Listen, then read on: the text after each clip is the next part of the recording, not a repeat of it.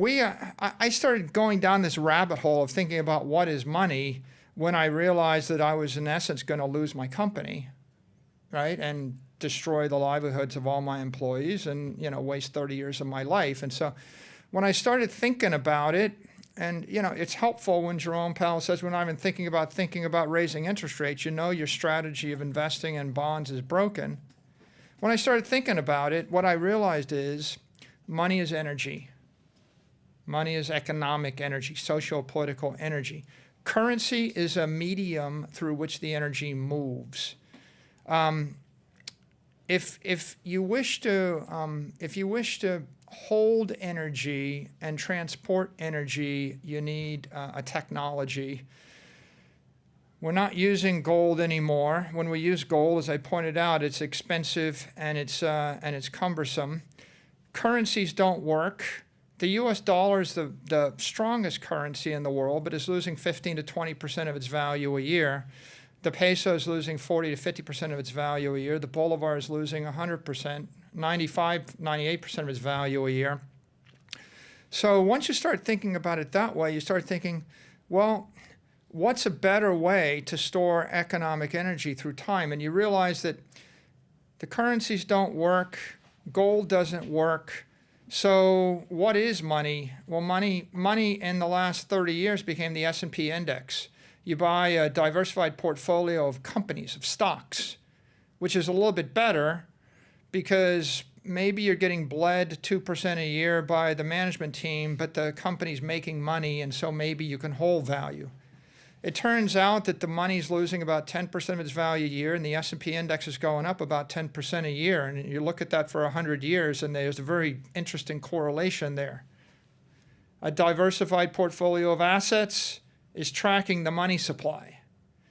Okay, interesting. What's the problem with that? Well, the problem with holding stocks as a store of value is if the stock goes up by a factor of 10, there's a management team that has a fiduciary obligation to issue more stock. There's a temptation to issue stock. Stocks aren't scarce. The amount of equity shares will also go up. If the stock is overvalued versus the fundamentals of the company, the CEO is almost certainly going to issue more stock. And so that's one problem. The second problem is stocks have political nexus. They have management teams. They're in countries. They can be unionized. I can put a tariff on the product. I've got a competitor. What if the CEO goes bonkers? All sorts of interesting problems. What if the company gets expropriated by the government, or the jurisdiction it operates within? So stocks are an imperfect approach, better than gold. The other approach is buy a bunch of buildings in New York City, buy scarce, desirable real estate in Miami, Los Angeles, London.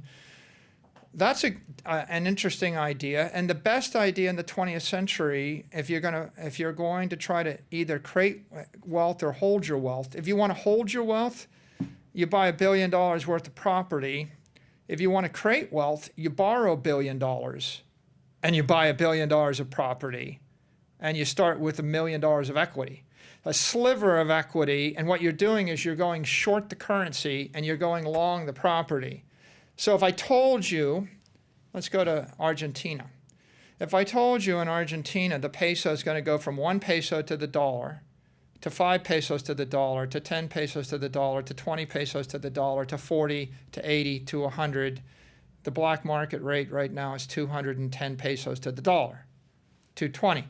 If I told you it was going to collapse from 1 to 220, and you had 20 years of notice, what's your best strategy? Take your million pesos, convert it to dollars, and you're going to have 220 million pesos in 20 years. You're going to look rich. Better strategy is borrow 1 million pesos, convert it to dollars. Wow. Best strategy would be mortgage your entire company in pesos, sell equity in your company in pesos, convert it all to dollars, and then get the dollars out of the country. Because if they're in the country, if the million pesos is converted to dollars in a bank in Argentina, then the government will basically pass a law, force your dollars to be converted back into pesos, devalue them. And I happen to have some experience with that because I actually had $1 million in Argentina during the last currency collapse. They converted it to pesos. They devalued it 10 to 1. A day later, I'd lost 90% of my money. So, simple idea. Short the currency which is collapsing. Go long property and then get the property out of the country. Because the property in the country is also going to devalue because the property is valued based upon the stream of cash flows, right? If the building has got a rentor and it's got a lease and the lease is capped at CPI or denominated in the local currency, when the currency collapses, the value of the rental income also collapses. So wouldn't it be great if I could buy a virtual building in Argentina using borrowed pesos? And then what if I could spirit the building out of the country and rent it to people in London or New York City? That's what Bitcoin is. Bitcoin is digital property that you can teleport anywhere in space instantly. And it's also perfected property with the lowest maintenance cost. You know, you don't have the property tax you have on a building. You don't have to repaint the thing every 10 years. You don't have to worry about leaks in the roof. So if I could buy $1 billion worth of property and it was in cyberspace, and if you couldn't make any more of it, if I capped it at 21 million city blocks in cyberspace, and if I could hold it for 1,000 years, I might have a better idea than buying a city block in Manhattan or a building in London or even a company. And it's a lot better idea than buying 30,000 pounds worth of gold. Why? Because real estate developers are going to create more buildings, gold miners are going to create more gold, mayors are going to pass a property tax, and they're going to put some kind of enjoinder or some kind of restriction on your rents. Rent control your building. Something, acts of God are going to create earthquakes and floods and lightning strikes. And none of that stuff's happening in cyberspace. So the whole idea of Bitcoin is it's perfected, engineered gold, crypto gold, with none of the defects of gold. You can't mine any more of it. It's weightless. I can move it at the speed of light. It never decomposes. I can break it into 1,000 pieces in a second, send it to 1,000 places, and recompose it, all using a computer program. And I can take personal custody of it. Maybe the most powerful two ideas are, I can hold possession of $1 billion of Bitcoin in my head, just holding a password or a set of private keys. That's a pretty big idea. Maybe the first time in the history of the human race that you can actually take possession of your wealth and take it to the grave with you, or take it anywhere else on earth with you. And even if I put a gun to your head, the most I can do is kill you. I can't take it. Mm-hmm. And this is a very interesting idea. Every other form of property in the history of the human race, I pull the gun, I get it all. Right? My incentive is to violence. With Bitcoin, I pull the trigger, I get none of it. So the incentive is the negotiation. I'd rather have half than zero, right? And it's a very interesting idea, big idea. And the second big idea is... I just got super intimidated, by the way. The second big idea is it's a virus.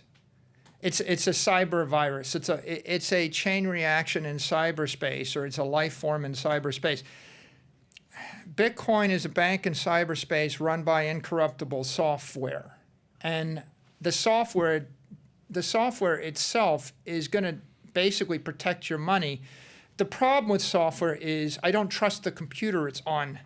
If it's on a single phone, I can seize the phone and reprogram the software. So if I came up with a bank that was run by software, how do I prevent any human being from corrupting it? The thing that makes it incorruptible is I release thousands, tens of thousands, or hundreds of thousands of identical copies in cyberspace, and it's self-replicating. And all of the copies keep track of each other. And when one of them is corrupted, it gets kicked off the network. So you could think of it as I released a life form, plankton, or a virus, and I let it go, or a swarm. Now, you're a part of the swarm. I shoot you, it doesn't help. You have the genetic code. I shoot you, it doesn't help. I obliterate all of, the algae in the Atlantic. Won't stop it. I eliminate all of the bacteria in your body. Won't stop it, right? It's a virus. It's going to keep spreading.